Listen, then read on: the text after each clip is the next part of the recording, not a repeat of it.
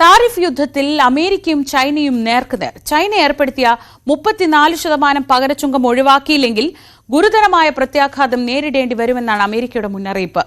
പകരം തീരുവ പ്രഖ്യാപനത്തിൽ അമേരിക്കൻ ഓഹരി വിപണികൾ കൂപ്പുകുത്തിയതിന് പിന്നാലെയാണ് ചൈനയ്ക്കെതിരെ അമേരിക്ക നിലപാട് കടുപ്പിച്ചത്. സോഷ്യൽ മീഡിയ പ്ലാറ്റ്ഫോമായ ട്രൂത്ത് സോഷ്യലിലൂടെയാണ് ഡൊണാൾഡ് ട്രംപ് ചൈനയ്ക്കെതിരായ നീക്കം പ്രഖ്യാപിച്ചത്. US പകരം തീരുവ പ്രഖ്യാപിച്ചതിന് പിന്നാലെ അതേ നാണയത്തിൽ ചൈനയും തിരിച്ചടിച്ചിരുന്നു. 34% താരിഫാണ് ചൈന അമേരിക്കയിൽ നിന്നുള്ള ഇറക്കുമതികൾക്ക് ഏർപ്പെടുത്തിയത്. ഇതോടെ അമേരിക്കൻ ഓഹരി വിപണികൾ കൂപ്പുകുത്തി.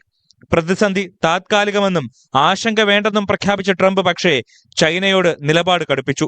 34% താരിഫ് പിൻവലിച്ചില്ലെങ്കിൽ ചൈനയ്ക്കുമേൽ 50% അധിക തീരുവ ഏർപ്പെടുത്തുമെന്നാണ് ട്രംപിന്റെ ഭീഷണി. നാളെ മുതൽ അധിക താരിഫ് നിലവിൽ വരുമെന്നും ട്രംപ് പ്രഖ്യാപിച്ചു. ലോകത്തെ രണ്ട് സാമ്പത്തിക ശക്തികൾ നേർക്കുനേർ നിൽക്കുമ്പോൾ ആഗോള സാമ്പത്തിക മാന്ദ്യമടക്കം മുൻകൂട്ടി പ്രവചിക്കുകയാണ് വിദഗ്ധർ. യൂറോപ്പ്, ഏഷ്യൻ രാജ്യങ്ങളിലും ഓഹരി വിപണികൾ താഴേക്കാണ്. ഇന്ത്യൻ സെൻസെക്സ് ഒറ്റയടിക്ക് 3000 പോയിന്റാണ് ഇടിഞ്ഞത്. നിഫ്റ്റി 1000 പോയിന്റും ഇടിഞ്ഞു. ജപ്പാൻ, മലേഷ്യ എന്നീ രാജ്യങ്ങളുടെ സൂചികകൾ 9% വരെ താഴ്ന്നു. ഹോങ്കോങ്ങിന്റെ സൂചിക 13.2% ഇടിഞ്ഞു. 1997 ശേഷം ഇതാദ്യമായാണ് ഹോങ്കോങ്ങിന് ഇത്ര വലിയ ഇടിവ് സംഭവിക്കുന്നത്.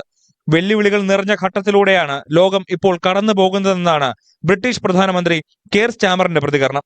ജാപ്പനീസ് പ്രധാനമന്ത്രി ഷിഗേരു ഇഷിബ ഫോണിലൂടെ ട്രംപുമായി സംസാരിച്ചു. യൂറോപ്യൻ യൂണിയനും സാഹചര്യങ്ങൾ വിലയിരുത്തി പരിഹാര നിർദ്ദേശങ്ങൾ ചർച്ച ചെയ്യുകയാണ്.